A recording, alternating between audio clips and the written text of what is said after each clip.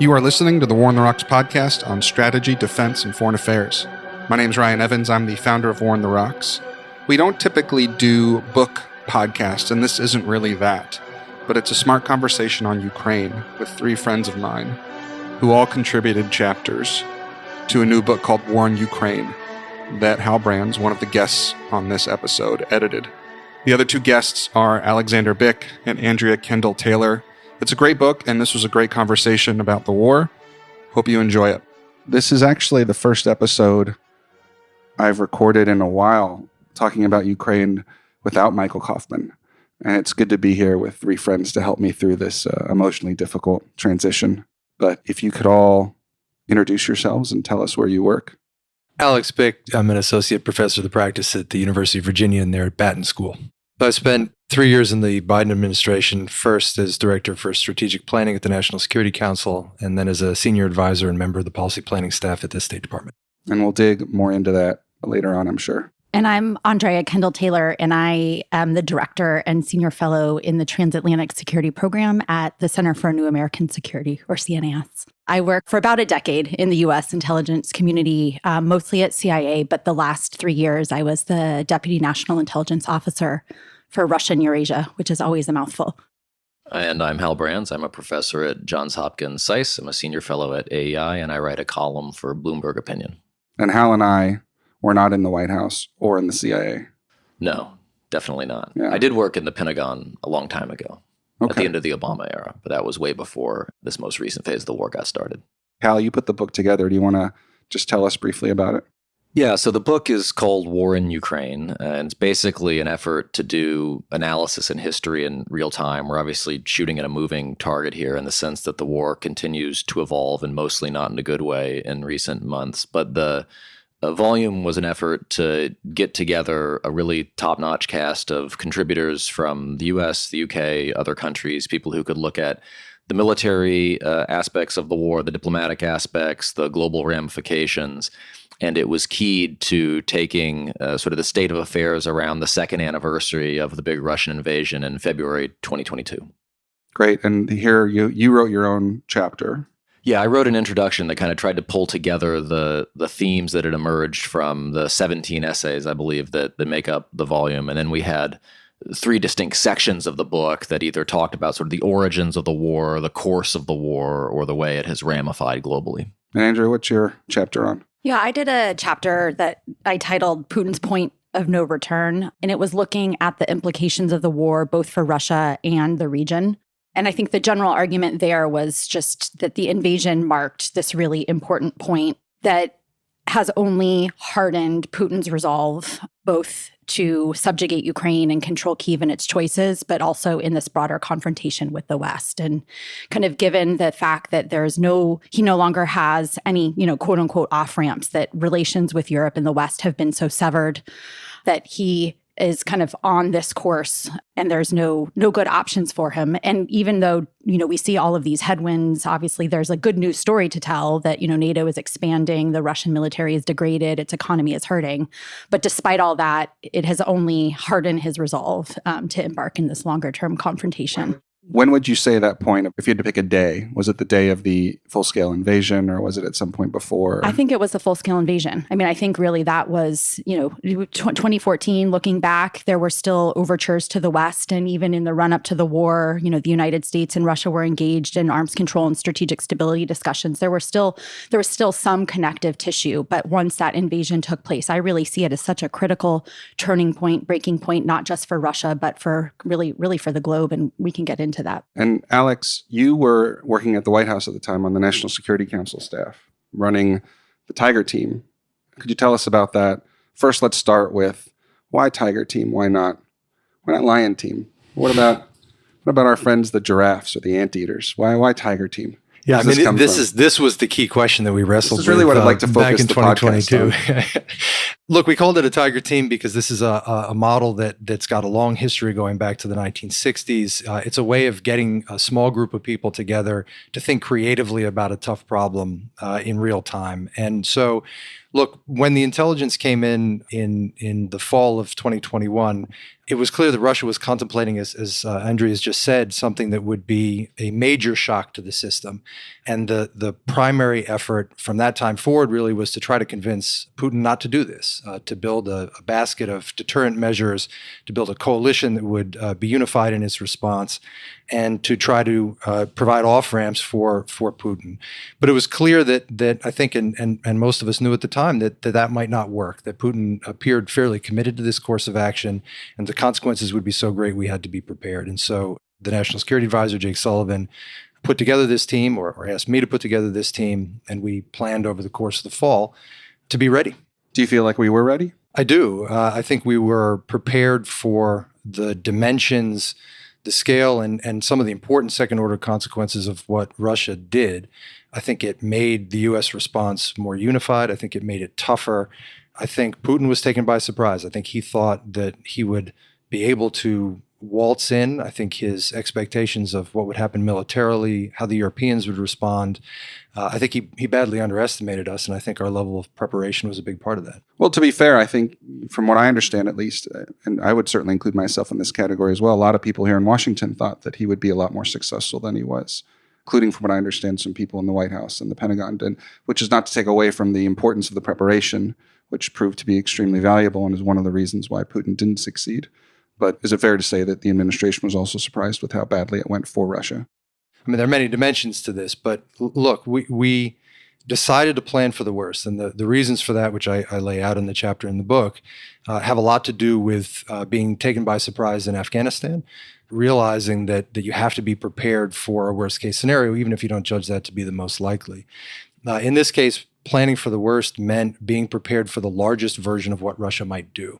And in that respect, I think we were very successful. We anticipated more or less, and Michael Kaufman would probably contest this, but more or less exactly what Russia would do.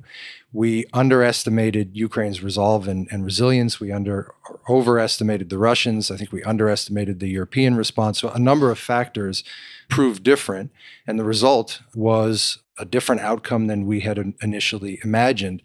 I think we may or may not have time to get into the bureaucratics of it. But looking back, one of the things that I've reflected on is, when you plan against a scenario. And we chose that scenario effectively in the first week of December. And I don't think we went back, that is the Tiger team specifically, went back to revise that. And so many things actually changed over that time in terms, including the capabilities that we gave the Ukrainians to defend themselves. So the battlefield changed and the dynamics changed in ways that ended up being materially pretty important. And then, of course, I think we were taken by surprise. And I think certainly one thing that has stood out was the early warning and the fact that the U.S. intelligence community was willing to declassify intelligence and do all the warning that helped not just us prepare, but as you said, our allies. But I think so that is a huge success, and the administration gets a lot of credit for that. But I think it is important to at least reflect on the overestimation of Russia's capabilities and the underestimation of Ukraine, because that ended up having really real policy effects. I mean, I think it was one of the primary factors that slowed the U.S. provision of critical aid and support to Ukraine early on in the war that could have made a much more decisive impact. So there's lots of successes, but I think that failure, the overestimation of Russian capabilities, is something that it's for a different conversation about why that happened, and I understand there's good reasons that it did, but it had really real policy implications that I think have affected the trajectory of the war. Yeah, I think that's fair, and it's tough because I think I worry about our overestimation of the Russians, analytically speaking, and less about our underestimation of the Ukrainians. Because if it wasn't for veterans and a lot of normal Ukrainian citizens mobilizing in certain key places in the first couple weeks of the war, I think Ukraine actually would have lost because key military units were not positioned in the right place. President Zelensky didn't seem to appreciate that Russia really was going to invade until pretty much they were. And also military commanders took independent measures outside of their chain of command to do things. So that aspect of it could have gone the other way. I think the bigger analytical mistake was overestimating Russia, not just its competence, but that it would actually have a plan that seemed to make any sense, in my view anyway. Yeah, one of the issues that I've been obsessed with, and it figures in the book in a variety of different ways, is that we sometimes forget how contingent those first few days, in particular of the war, were. And you can sketch out a variety of things that could have gone a little bit differently. The Russian airfield seizure attempt outside of Kyiv goes a little bit better. Zelensky listens to some of the advisors who were telling him it's time to get out of the capital. You don't get ordinary civilians or territorial defense forces showing up and accepting really, really high casualties in some critical places. Including from friendly fire from their own side. Including from friendly fire, right? And you can get a very different outcome. And so that would be one point. The second point is that there's been a little bit of yo-yoing in Washington's collective assessment of Russia sort of throughout this war, right? And so if the first mistake was overestimating Russia, in some ways the second mistake was overcompensating and then underestimating Russia, underestimating the resilience in the face of sanctions, underestimating how much support China, Russia, North Korea would in very different ways provide, underestimating how quickly the Russians would be able to reconstitute some of their military power. And just kind of making the same mistake that Western observers in particular have made about 5 times with Russia or the Soviet Union over the past 100 years, which is seeing this country get knocked on its ass in the opening rounds of a big war and then assuming that it's not going to come back. And of course, the story of the last year and a half of the war has been Russia's restoration of first defensive capability, and now it's pushing pretty hard on the offense as well. Totally agree. I think the underestimation now of Russia is one of the factors contributing to Congress's inaction. I mean, I do think that there's a sense that they look at what Russia has not been able to accomplish in Ukraine, and there's a sense that they're so degraded and so weakened that Russia can't possibly manage any significant breakthrough and that this thing is eventually going to stalemate. And so I think that's another unfortunate reality of our inability to kind of right-size the Russia threat, is that then you have a U.S. Congress and indeed some kind of public attitudes that are unwilling to continue to send the military aid because there's a general sense that it's not needed, which couldn't be further from the truth. When I've said this in my conversations with Michael, I think that also it took, even though Russia was completely caught out with this incompetent plan and incompetent execution, they more quickly understood the kind of war they were then in after those mistakes had been made than we did in Washington or than decision makers did. I think that the optimism isn't just afflicting the congressional debate, which I think is also about political factors like the role that Ukraine played in the impeachment. It feeds in, but I think it took the White House a while to understand, actually, this wasn't going to be over by Christmas and this could go on for years. Alex, as someone that was there, do you think that's fair? We took some very, very, and I would say critically important steps to prepare Ukraine to fight an insurgency, which is what we thought they would be doing. And, a lot of the kind of bureaucratic and operational work that was done created the pathway for expanding assistance in the way that we saw. So I'm not saying that work wasn't incredibly important. I think it was. But obviously it failed to account for the possibility that we would end up in a longer war. And I think what's remarkable to me in retrospect, looking back at this, is both that the Russians believed they could fight a war of this kind and have it over in a matter of weeks, and that we agreed with them. And I think that was a failure in kind of creativity and conceptualization on both sides. I want to read some passages. I don't know if any of you knew Dave Johnson personally, who passed away a little over a year ago, I guess about a year and a half ago. He worked at RAND for many years and a retired Army officer and also a fantastic military historian.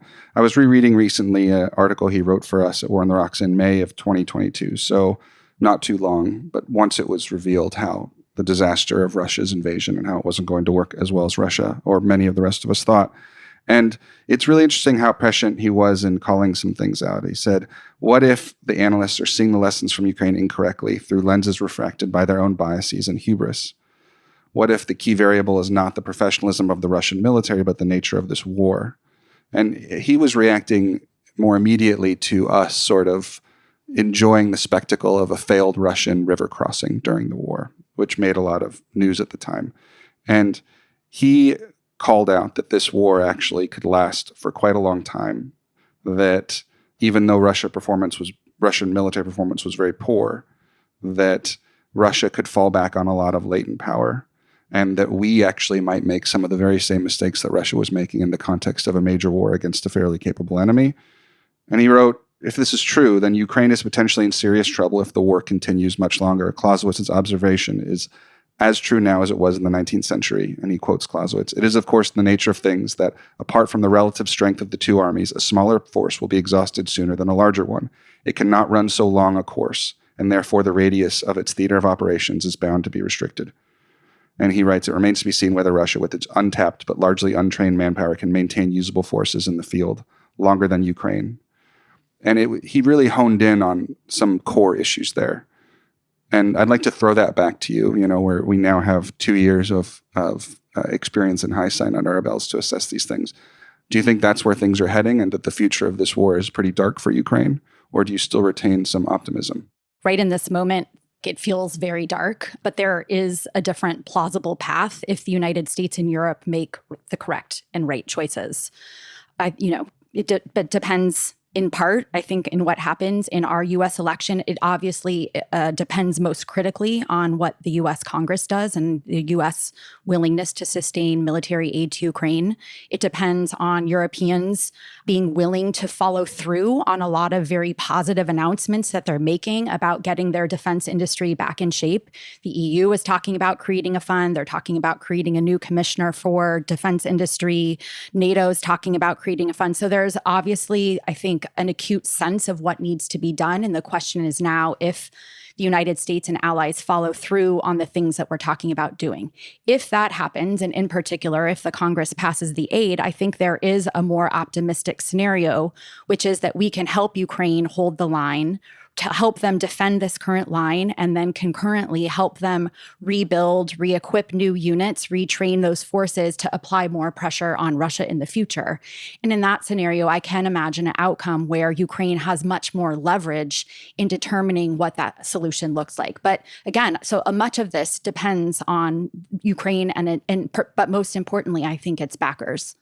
There's always a danger, and we've seen this several times over the course of the war, where we over-index on whatever is in the headlines most recently. And so it's worth noting that even though things do look pretty dark for Ukraine right now, there was no guarantee that the war had to go this well for Ukraine and the Western community 2 years in. I think if you had offered this outcome to Western policymakers, to policymakers in Ukraine on the morning of February 24th, 2022, that the 2 years in, it's going to be a really ugly war. Ukraine's going to be under a lot of pressure.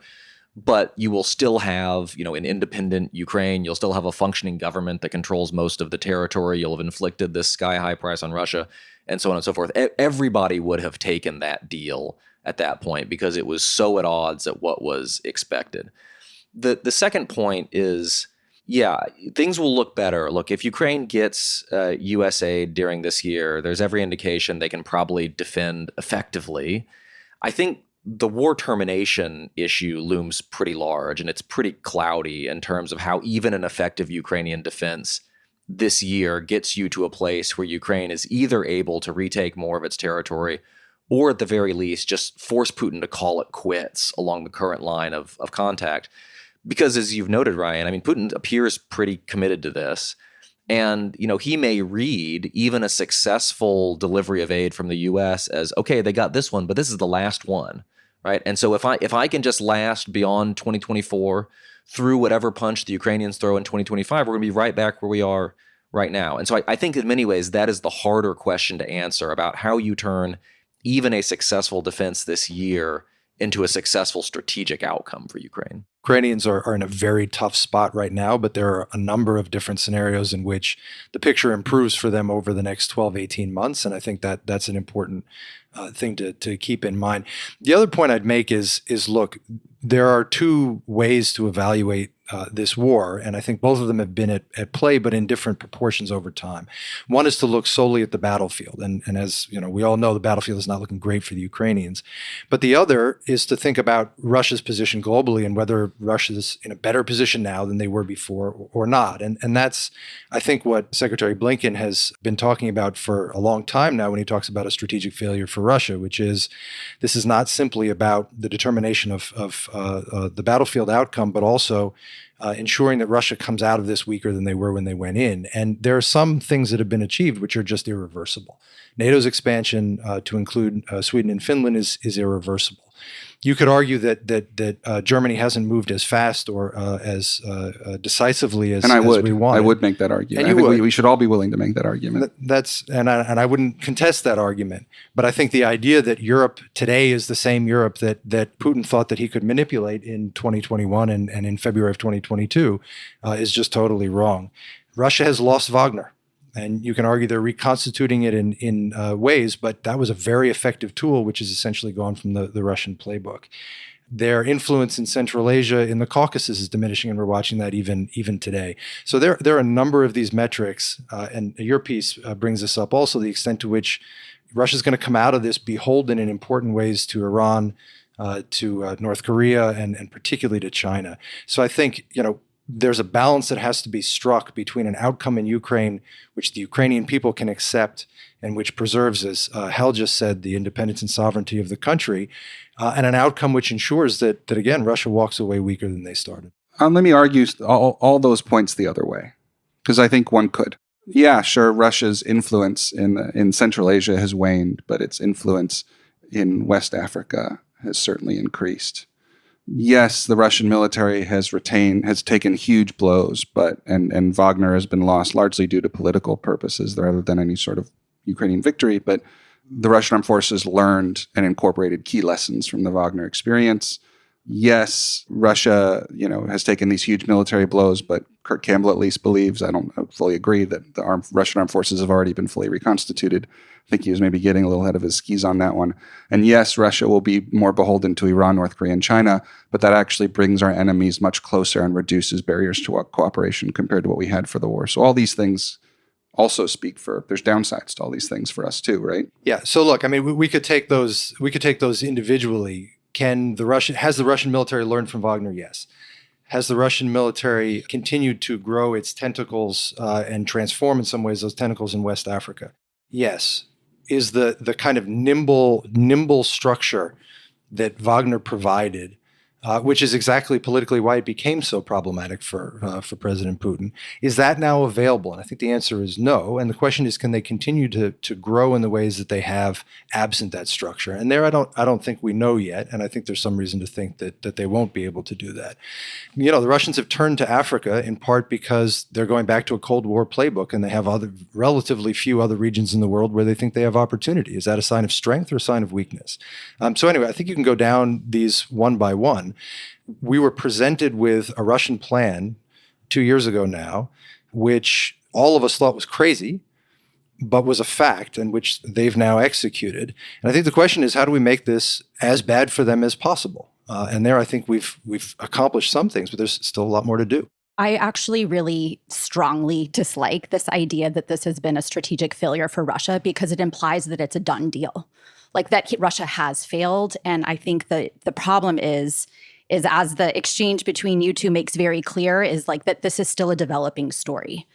And the points that I highlight in the chapter for Hal's great book is that Russia is making significant changes inside the country that are going to position it for this long-term confrontation that will ultimately determine whether this was a strategic failure for Russia or not. So we're talking about all the changes that Russia is doing to try to reshape Russian society, convincing Russians that this is an existential struggle, doubling down on an ideological pillar of his regime that is convincing Russians that the United States and the West are trying to keep Russia down. He's basically trying to build a broad buy-in for not just his actions in Ukraine, but against the West. He's put the economy on a wartime footing, as we've all talked about, and he's doubling down on partnerships with his like-minded partners in China, Iran, and North Korea. And with all of these changes, I think that the story could turn out quite different. I mean, there's just so many ways that this could go. Russia now, this war and this confrontation have become the organizing principle for Russia's domestic and its foreign policy. And because Putin has passed his point of no return, he's looking for opportunities, not just in the near abroad, Armenia, Georgia, Belarus, but also to directly challenge NATO. And so really, by calling this a strategic failure, it's like we can pat ourselves on the back and call it a done deal, and we all did such a good job at imposing unprecedented sanctions, et cetera, et cetera. That's wrong, because this is a live and ongoing confrontation, and its outcome will depend very much on how the United States and its allies respond. Yes, I want to be clear on just one point quickly, which is I don't think strategic failure is a description of the situation. I think it is a goal. And I think it's a goal which remains. And I think there are, as you said in your initial points, I think if we can get the assistance that Ukraine needs, if the Europeans begin to move a little bit more quickly and a little bit more effectively, that this becomes a war that is very difficult for Russia to win, and that has implications for the relationships that it's been trying to build around the world. One of the dimensions which we've been talking about, which is greater Russian dependency on, the rest of the axis of upheaval, as I believe people like to call it, is People. Yeah. So that's bad for Russia, but unfortunately, it's also bad for us because the give that Russia is making in these relationships is significant, and it could be help with North Korea's missile and advanced weapons programs. It could be willingness to part with more sensitive technology that's going into some of these co-production ventures with the Chinese. It could be more diplomatic support or the sale of more advanced, anti-aircraft systems and there's technology they wouldn't have shared otherwise. Yeah. Right. And so what's happening is that all of these other problems are getting worse from a U.S. perspective because of the desperate situation that Russia found itself in 2022. Going back to the war itself in Ukraine, I think we should have another conversation about this on the strategic effects, because I think there's so much more to talk about here. So maybe you'll all come join me on the show again to talk about that. But zooming back in on the battlefield itself, something I worry that we do is we actually over-index on the external factors.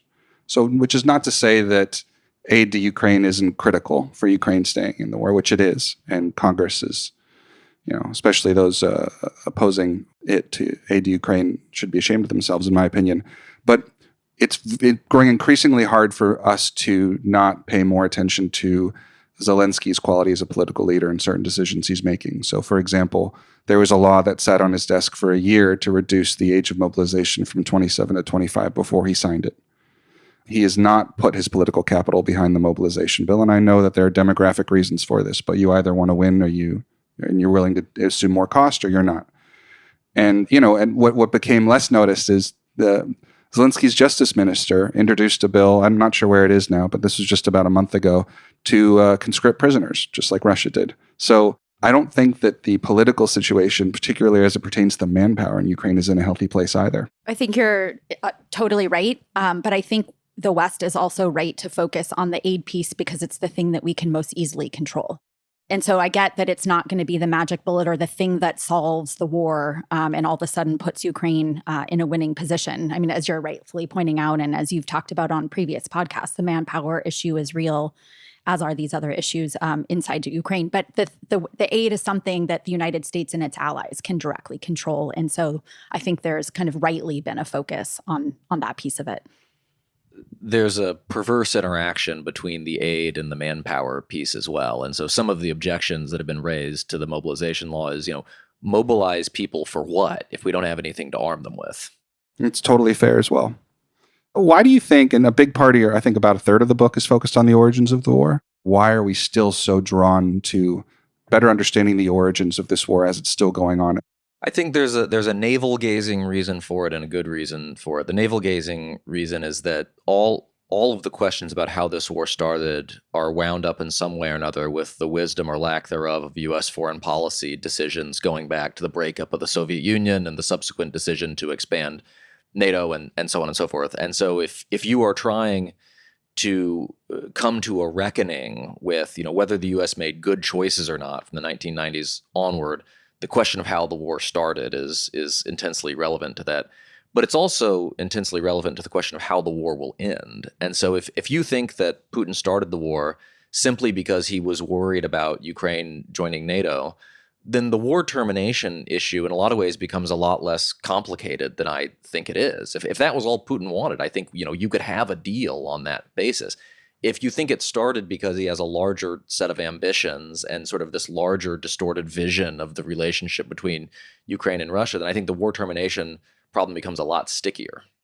I think that the more and more I've looked and thought about this, the more convinced I am that Putin came to this decision, the decision to invade, a long time before the operations began. I think we at the time were somewhat taken by surprise when this intelligence came in, and I'm talking now about September, October of 2021. But the signs were there, and the signs were there for a long time. And I think you can read Putin as having tried a whole host of different things to achieve basically one objective, which is to have Ukraine and its foreign policy somewhat in the Russian orbit, or at least for Russia to have a veto over Ukraine's foreign policy. And that was tried through electoral manipulation in the early 2000s. It was tried through covert means with the seizure of Crimea and then the war in the Donbass. It was tried through a diplomatic process in Minsk, essentially to try to build a political architecture within Ukraine that would be favorable to Russia. So Putin kind of has been going up the escalation ladder for almost 2 decades on the same problem. And he turned to conventional military means because all the other means had failed. And my sense is that was a kind of orientation that he came to at least a year before the operations began. And so I think, as Hal said, it's a kind of a reckoning with the question of what Russia is trying to achieve and the deeper roots of how the United States has managed the relationship with Russia. But I also think it's relevant as we think about how to deter China and Taiwan. There are some interesting parallels between Putin and Xi, the personalist dictatorship. The way that Putin looks at Ukraine is in many ways similar to the way that Xi thinks about Taiwan. And so I also think then it's important and useful to go back, earlier in time to try to understand, were there things that could have been done to reshape or redirect Putin's intentions? And that might have some utility in understanding how we think about the Taiwan crisis. I think this is kind of to me at least, a little bit of a straw man debate. Was this imperialistic aims or was this a kind of security dilemma on the Russian side? I don't think those things are mutually exclusive. I think the harder problem is that what Putin wants is something which Ukraine many Ukrainians have long opposed, but now the vast majority of Ukrainians oppose. And so in a way, some of the diplomatic solutions which might have been on the table in the past are gone. And I think Russia knows that. And I think that's one of the difficulties that they face, is how to actually win this war in a way which is sustainable for Russia in terms of occupying a country which is basically now dead set against any kind of Russian control. So I think that's a difficult problem that Russia is going to manage, but it also means that some of the options that might have been on the table diplomatically for the rest of us are gone. Yeah, and I agree with that. I think this sort of was it NATO expansion or was Putin just an imperialist the whole time? Both can be true. And also the weight of one changes over time, especially once you've launched a major war, as you've all studied in history. Reasons, drivers, motivations can change quite dramatically just because war is such an intense, bloody, all-consuming venture. I think it was notable that shortly after the full-scale invasion, Zelensky actually said, I think it was within the first couple weeks, Zelensky said, "We'll take NATO membership off the table if Russia leaves." And I thought it was interesting that he felt that was a useful thing for him to say. And I think it was also interesting that it came without any response from Russia. Both of those meant something, right? Is actually Ukraine realized maybe that was part of the explanation. And at that point, Putin was not interested in that deal anymore because he thought he could have the whole thing. So I think this is something we'll be debating for the next 100 years, I'm sure. So PhDs like Hal need something to write about. Hal students need something to write about. Sure. Yeah. Do you have any students applying for PhDs focused on the origins of this war yet? No, because historians, we don't even consider it worth studying unless it happened at least 50 years ago. Right? But there is a serious point there, which is that so much of what we think we know about how the war began and played out, that understanding has already shifted over the last 2 years as we've just gotten more kind of first drafts of history. It will shift considerably more over the next 20 to 30 to 40 years as we get access to documents that tell us more about internal decision-making in the various capitals. Who knows whether we'll ever get access to, the Russian documents on this. But I'm fairly confident in saying that while we need these initial appraisals of how the war started and how it's played out and what its implications have been, our understanding of that will evolve in some ways radically in the coming decades. I think there are two components to that. One is, and I'm teaching policy students now also, and they want to know sort of, was that policy a good policy? Did it succeed? And the problem is that success in a policy may look very different a week later, a month later, a year later, a decade later. And I think we're all sort of wrestling with whether policies which have appeared to succeed are going to continue to do so. And that gets to Andrea's point earlier. The other thing I was going to say is I think part of the reason that we keep talking about the origins of the war is we're still not sure what this war is.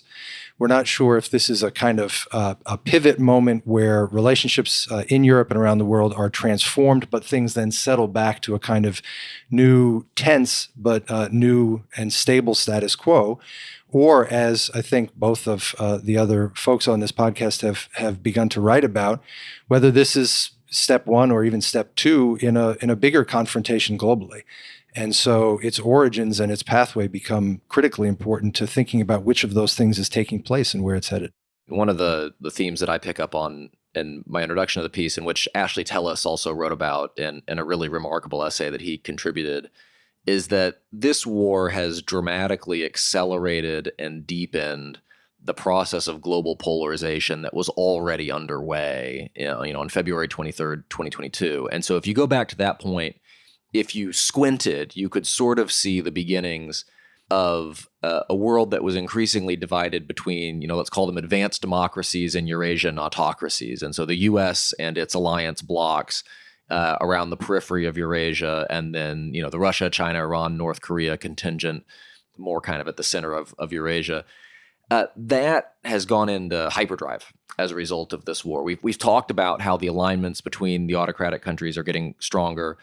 We've talked a little bit about how NATO has been rejuvenated to a certain degree, and you're also seeing increased ties and increased concern with European security from advanced democracies on the other side of the world. And so, South Korea has done as much as any other country except for the United States to keep the Ukrainians in the fight over the past couple of years.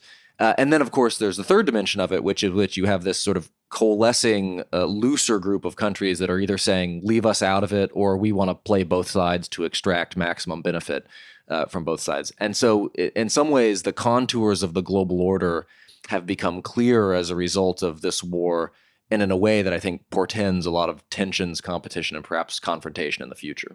I think part of the difficulty in thinking about the future in planning is events actually unfold much more quickly than you anticipate. I think, if you talk to the folks who were involved in the UK's integrated strategic review, they did the review. Then I think 2 years later, they did a kind of look back and a refresh on that review. And what they found was that they were pretty good at predicting the trajectory of a number of really salient elements of the international system. But many things were happening much faster than they anticipated.